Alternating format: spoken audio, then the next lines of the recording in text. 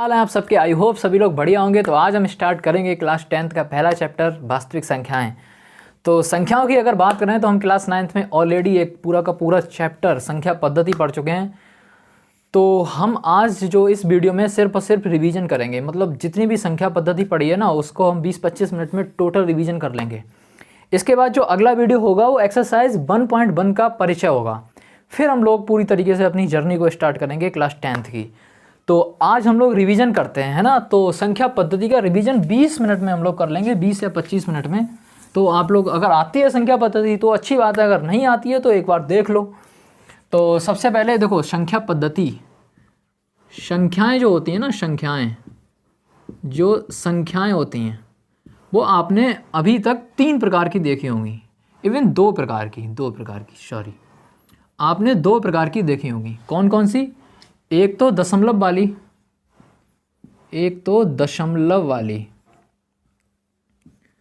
आपने एक तो दशमलव वाली संख्याएं देखी होंगी और एक बिना दशमलव वाली संख्याएं देखी होंगी। एक आपने बिना दशमलव वाली देखी होंगी। अभी तक आपने सिर्फ इतनी देखी होंगी, एक दशमलव वाली और एक बिना दशमलव वाली। अब देखो जो दशमलव वाली संख्याएं होती हैं वो भी आपने अलग अलग टाइप की देखी होंगी। मैं आपको दिखा रहा हूँ। देखो दशमलव वाली संख्याओं में आपने 3 टाइप की देखी होंगी। कौन कौन सी? एक तो देखी होगी जो दशमलव के बाद रुक जाती है। जैसे एग्जांपल के लिए देखो जरा 3.5, ये एक संख्या लिखी हुई है जो दशमलव के बाद रुक गई है, मतलब और आगे तक नहीं गई है। या एग्जाम्पल के लिए एक और देख सकते हो, जैसे 3.25 या 3.6578। ये सभी संख्याओं की खासियत क्या है? ये दशमलव के बाद रुक जा रही हैं। और भी आपने दशमलव वाली संख्या देखी होंगी, जैसे मैं एग्जांपल के लिए ले रहा हूँ, जैसे 2.5555 ... इसको देखो जरा। जो ये संख्या है वो दशमलव के बाद रुक नहीं रही है, और लेकिन इसकी खासियत पता क्या है? रुक तो नहीं रही है बट रिपीट कर रही है ना। जैसे कि एक और एग्जांपल ले लो, जैसे कि एग्जांपल है ये 0.353535 ... ये भी संख्या क्या कर रही है? रुक भी नहीं रही है। ... का मतलब पता क्या है? ये रुक नहीं रही है, कंटिन्यू है, ये चल रही है। लेकिन ये खासियत पता क्या है? ये रिपीट कर रही है ना। और आपने एक कैसी देखी होगी? एक दशमलव वाली संख्या ऐसी देखी होगी, जैसे 3.567928 ... अब इसकी खासियत पता क्या है? इसकी ये ना तो रुक रही है और ना रिपीट कर रही है। तो दशमलव वाली संख्याएं आपने इन 3 टाइप की देखी होंगी। इनके नाम होते हैं अलग अलग, है ना। तो उन सबको आराम से डिटेल में पढ़ेंगे। और बिना दशमलव वाली संख्या आपने कौन कौन सी देखी होंगी? तो आपने देखी होगी 0, 1, 2, 3, 4, 5, 6 और भी बहुत सारी, है ना। ... लगा दे रहा हूँ, कब तक लिखूंगा, सही है। और आपने माइनस की भी तो देखी होगी ना बिना दशमलव वाली, जैसे कि -1, -2, -3 और इधर, मतलब चलते जाओ, है ना। तो आपने बिना दशमलव वाली संख्याएं देखी होंगी, दशमलव वाली संख्याएं देखी होंगी, वो कैसी नज़र आती होंगी, इस प्रकार की।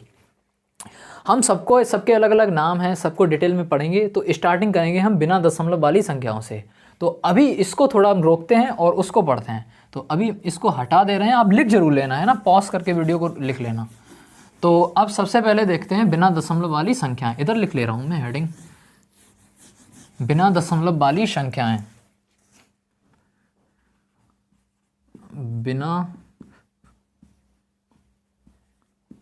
दशमलव वाली संख्याएं।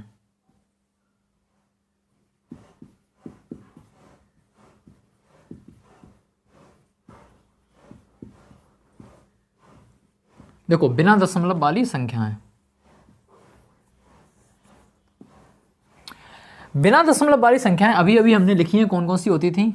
जैसे -4, -3, -2, -1, 0, 1, 2, 3, 4, 5 एंड सो ऑन, मतलब ऐसे ही चलती रहेंगी। अब देखो, अब सबसे पहले जो बिना दशमलव वाली संख्याओं की कैटेगरी आती है वो आती है प्राकृतिक संख्याओं की। तो आप हेडिंग लगा सकते हैं प्राकृतिक संख्याएं। तो सबसे पहली है प्राकृतिक संख्याएं। प्राकृतिक संख्याएं, और इसको प्रदर्शित करते हैं एक कैपिटल N से। कैपिटल N से क्यों करते हैं? क्योंकि इसको अंग्रेजी में नेचुरल नंबर कहते हैं। अब देखो प्राकृतिक संख्याएं क्या होती हैं। प्राकृतिक संख्याएं 1 2 3 4 5 मतलब 1 से स्टार्ट होती हैं। कौन कौन सी होती हैं? 1 2 3 4 5 6 एंड सो ऑन। तो 1 से स्टार्ट होने वाली संख्याएं, लेकिन ये दशमलव में नहीं होंगी, क्योंकि हम कौन सी कैटेगरी पढ़ रहे हैं? बिना दशमलव वाली संख्याओं की। यानी जो प्राकृतिक संख्याएं होंगी वो दशमलव में नहीं होंगी, और स्टार्टिंग कहाँ से होगी उनकी? 1 से होगी। सही है। चलो भाई, दूसरा नंबर, प्राकृतिक संख्याओं के बाद आता है पूर्ण संख्याएं। पूर्ण संख्याएं, पूर्ण संख्याएं, और इसको अंग्रेजी में कहते हैं होल नंबर, इसीलिए इसको W से प्रदर्शित कहते हैं। सुनो जरा, जब किसी की हम काउंटिंग करते हैं, जैसे मेरे पास मान लो 4 पेन हैं, है ना, 4 पेन हैं। एक किसी को दे दिया, अब मेरे पास कितने बचे? 3। एक और किसी को दे दिया, अब कितने बचे? 2। और किसी को दे दिया फिर से, तो कितने बचा? 1। एक था वो भी किसी को दे दिया, तो कितना बचा? 0। मतलब अगर मान लो होल नंबर, ये जो पूर्ण संख्या है वो पिक्चर में ना लाते, सिर्फ प्राकृतिक संख्याएं होती, तो जब मैंने लास्ट पेन किसी को दिया था तो हम कैसे बताते मेरे पास 0 है पेन? यानी कि गिनती को कंप्लीट करने के लिए, गिनती को पूर्ण करने के लिए 0 हमें लाना पड़ा, है ना। तो 0 लाना पड़ा, इसीलिए अब हमारी गिनती कैसी हो गई है? कंप्लीट हो गई है। इसीलिए हम इसे बोलते हैं पूर्ण संख्याएं। मेरी संख्याएं कैसी हो गई हैं? अब पूर्ण हो गई हैं। तो पूर्ण संख्याएं कहाँ से स्टार्टिंग होगी? 0 से। 0 1 2 3 4 5 6 7 8 9 एंड सो ऑन। ठीक है, चलो पूर्ण संख्या हो गई। इसके बाद अच्छा, यहीं पे एक आपसे क्वेश्चन पूछ लेते हैं। क्वेश्चन ये है मेरा कि क्या सभी प्राकृतिक संख्याएं पूर्ण संख्याएं होती हैं? ये 9th का ही NCERT का क्वेश्चन है। मेरा क्वेश्चन है, देखो ध्यान से सुनना, मेरा क्वेश्चन है कि क्या सभी प्राकृतिक संख्याएं पूर्ण संख्याएं होती हैं? मतलब इधर देखो, इतनी जो प्राकृतिक संख्याएं लिखी हैं, क्या वो पूर्ण संख्याएं हैं? तो बिल्कुल हैं। देखो, क्या 1 पूर्ण संख्या होती है? हाँ, मतलब 1 को आप पूर्ण संख्याओं में ढूंढने जाओगे तो मिल जाएगी। ऐसे 2 प्राकृतिक संख्या तो है, क्या ये पूर्ण संख्या भी है? हाँ, 2 तो पूर्ण संख्या होती है। क्वेश्चन ये मेरा उल्टा है, थोड़ा उल्टा क्वेश्चन ये है कि क्या सभी पूर्ण संख्याएं प्राकृतिक संख्याएं होती हैं? यानी कि जितनी भी पूर्ण संख्याएं ये सब, क्या ये प्राकृतिक संख्याएं हैं? तो आप कहोगे कि अच्छा 2 एक पूर्ण संख्या है, 2 प्राकृतिक भी है। हाँ ठीक है। 3 ये पूर्ण संख्या है, ये प्राकृतिक भी है। 4 भी पूर्ण संख्या है, 4 प्राकृतिक भी है। तो सर आप कहोगे तो अच्छा ठीक है सर, जितनी पूर्ण संख्याएं होती हैं वो प्राकृतिक संख्याएं होती हैं, लेकिन एक मिनट 0 को देखो जरा। 0 पूर्ण संख्या है, लेकिन 0 प्राकृतिक संख्या नहीं है, क्योंकि प्राकृतिक संख्या में 0 नहीं आता है। इसीलिए सभी पूर्ण संख्याएं प्राकृतिक संख्याएं नहीं होती हैं। ठीक है, चलो उसके बाद बात करते हैं तीसरे पॉइंट पे। पूर्ण संख्याओं के बाद बात आती है हमारी पूर्णांक पे। पूर्णांक, ओके। तो देखो, पूर्ण संख्या या पूर्णांक में कंफ्यूजन मत लाना, ठीक है। ये पूर्ण संख्या अलग होती है, पूर्णांक अलग होता है। तो पूर्णांक को इंग्लिश में कहते हैं हम इंटीजर।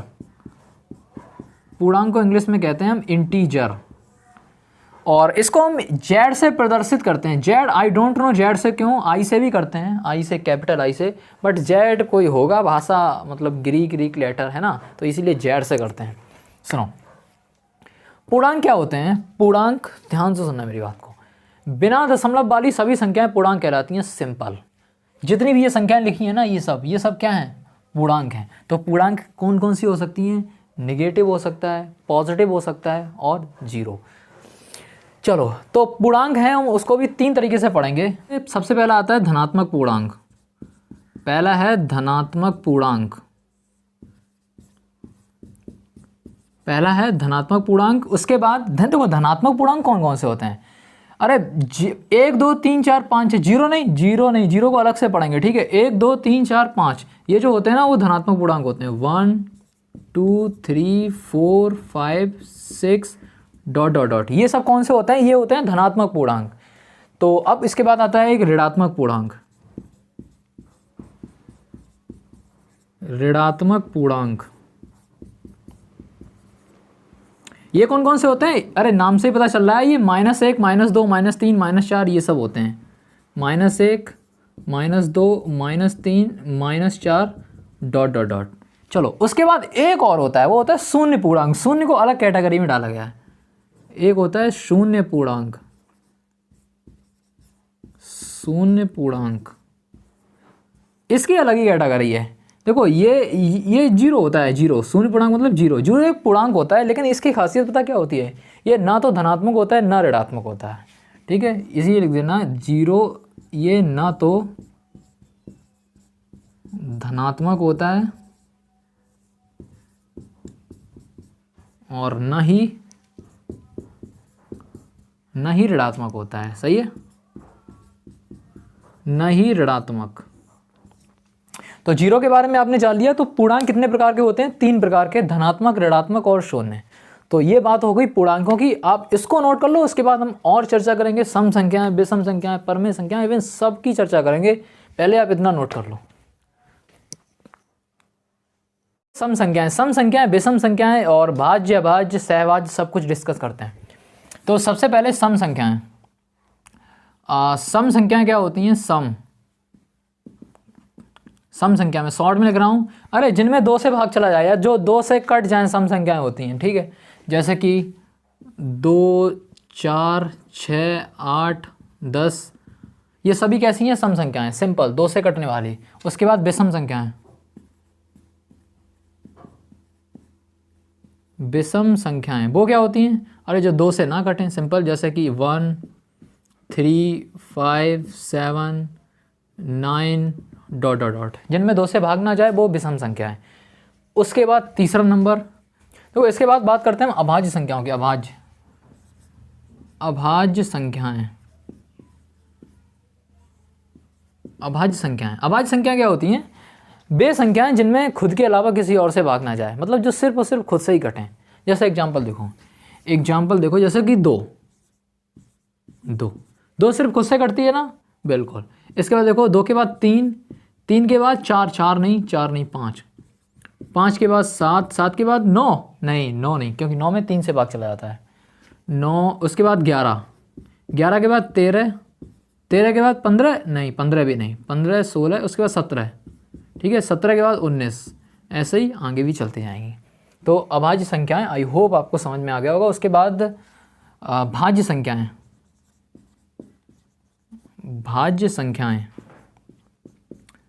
तो भाज्य संख्या क्या होती हैं, जिनमें खुद के अलावा किसी और संख्या से भी भाग चला जाए, वो होती हैं अभाज्य संख्याएं। इसका उल्टा, मतलब अभाज्य का उल्टा, वो होती हैं भाज्य संख्याएं। जैसे कि मान लो आप 4 है ना, 4 के बाद कौन सी आएगी, 6, उसके बाद 8, उसके बाद 9, 10, 12, 14, 15, 16, 18 और ऐसे ही आगे चलते जाओ। तो ये होती हैं भाज्य संख्याएं, जिनमें खुद के अलावा किसी और से भी भाग चला जाए, वो होती हैं भाज्य संख्याएं, बस, ठीक। चलो, तो भाज्य संख्याओं की बात, एक और चीज़ है, सहभाज्य संख्याएं।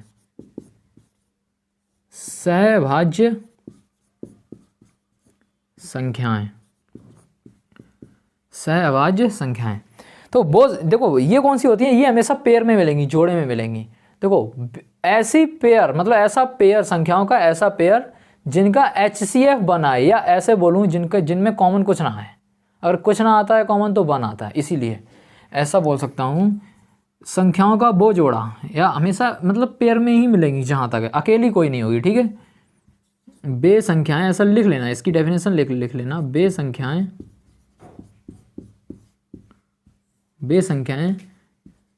जिनका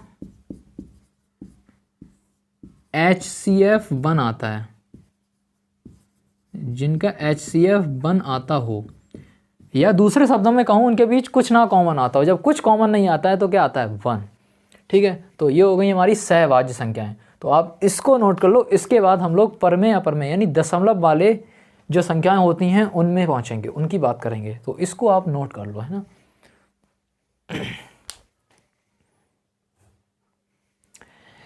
चलिए अब बात करते हैं परमेय संख्याओं की। देखो परमेय संख्याओं की जो बेसिक डेफिनेशन है, जो क्लास 6 7 में हमको पता रहती है, वो होती है कि वे संख्याएं जिन्हें हम P/Q के रूप में लिख सकते हैं, जिसमें से Q 0 नहीं होना चाहिए।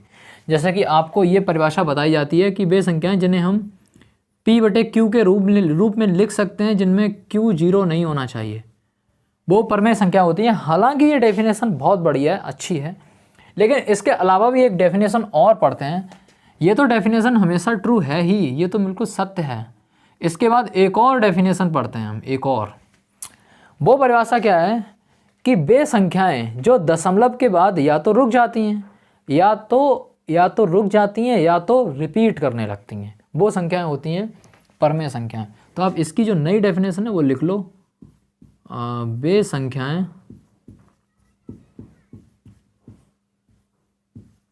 जो दशमलव के बाद की सब कहानी है, जो वे संख्याएं जो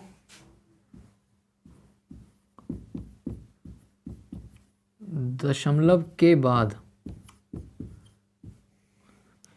या तो रुक जाती हैं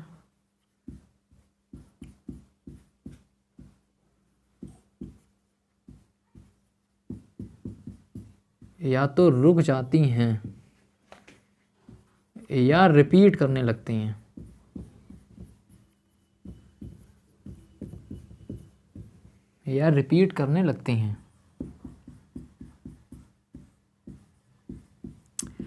तो इन्हें भी हम क्या कहते हैं, परमेय संख्या कहते हैं। चलो एग्जांपल देख लेते हैं, एग्जांपल से ज़्यादा बेहतर समझ में आएगा। जैसे कि एक लिखा है 3.5। अभी हमने एक ऐसी संख्या लिखी थी जब हम लोग पूरी की पूरी जितनी भी टाइप की संख्या थी वो लिखी थी तब। तो देखो 3.5, इस संख्या को अगर ध्यान से देखो तो दशमलव के बाद 5 आया, उसके बाद रुक गई। तो ये संख्या कैसी होगी, परमेय संख्या होगी। ये संख्या कैसी होगी, परमेय। और इस संख्या को हम p/q के रूप में बदल सकते हैं, क्योंकि परमेय है तो पक्का इसे p/q के रूप में बदला जा सकता है। इसके बाद मैंने एक और टाइप की संख्या, इसको एक और तरीके से बोलते हैं, इसको कहते हैं हम शांत दशमलव संख्या। कैसी है ये, शांत मतलब रुक गई है। ओके, तो इसको अंग्रेजी में कहते हैं टर्मिनेटिंग। ठीक है, टर्मिनेट मतलब रुक गई है, शांत है ये। अगर एक और एग्जांपल लूँ, मैंने एक और एग्जांपल लिया था, जैसे कि मान लो 3.535 ... ये संख्या है 0.353535, मतलब ये रिपीट कर रही है, रुक नहीं रही है।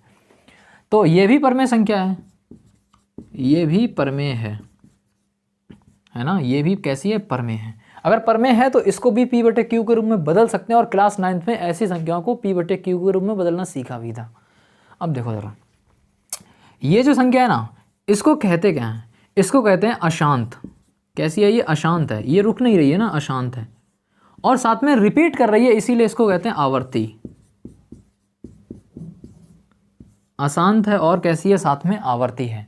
तो अशांत, आवर्ती या फिर शांत संख्याएं कैसी कहलाती हैं, परमेय संख्याएं कहलाती हैं। और ये तो हमारी बचपन वाली डेफिनेशन तो हमेशा सही है ही, इसके अलावा ये एक और परिभाषा है। ठीक है, तो इसके बहुत सारे एग्जाम्पल दिए जा सकते हैं, जैसे कि मान लो 2.523, ये बताओ कैसी संख्या है। ये देखो दशमलव के बाद ये शांत है ना, रुक गई है, तो ये भी कैसी है, परमेय संख्या है। तो आप परमेय संख्या को आई होप समझ गए होंगे। इसके बाद देखो अपरमेय संख्या क्या होती है, उसको और समझते हैं। तो देखो अब परमेय संख्या क्या होती है। अपरमेय, जो परमेय संख्या होती है ना, उसको रैशनल नंबर कहते हैं हम, रैशनल नंबर। और अपरमेय संख्या होती है इसे इर्रेशनल नंबर कहते हैं, अपरमेय संख्याएं।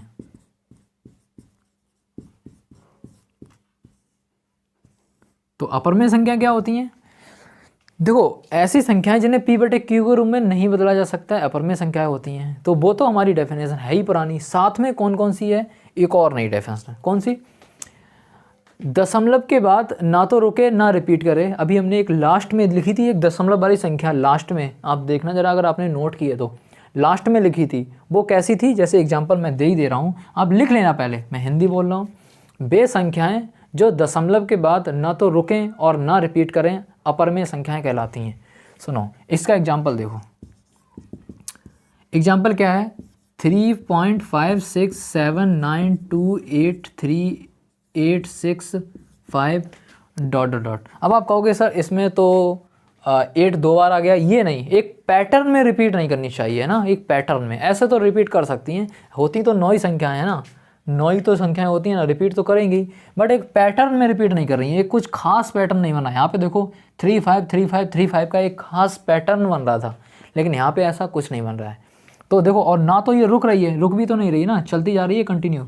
तो इसीलिए ये कैसी संख्या है, अपरमेय संख्या है।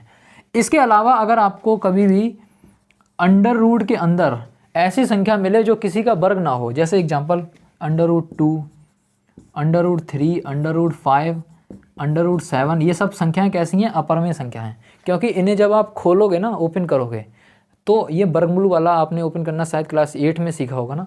अगर आप ओपन करोगे इनको तो इसी टाइप का फॉर्मेट आएगा, जो दशमलव के बाद ना तो रुकेगा और ना ही कभी रिपीट करेगा। तो आप आई होप अपरमेय संख्या समझ गए होगे। तो यही होती हैं अपरमेय संख्याएं, सही है। तो परमेय संख्या, अपरमेय संख्या सब कुछ समझ गए हैं। बस आज इतना ही रखते हैं ना, और इसके बाद जो अगला वीडियो होगा वो एक्सरसाइज 1.1 का परिचय होगा, क्योंकि वही से हमारा असली क्लास 10th चालू होगा। तो आज के लिए इतना ही।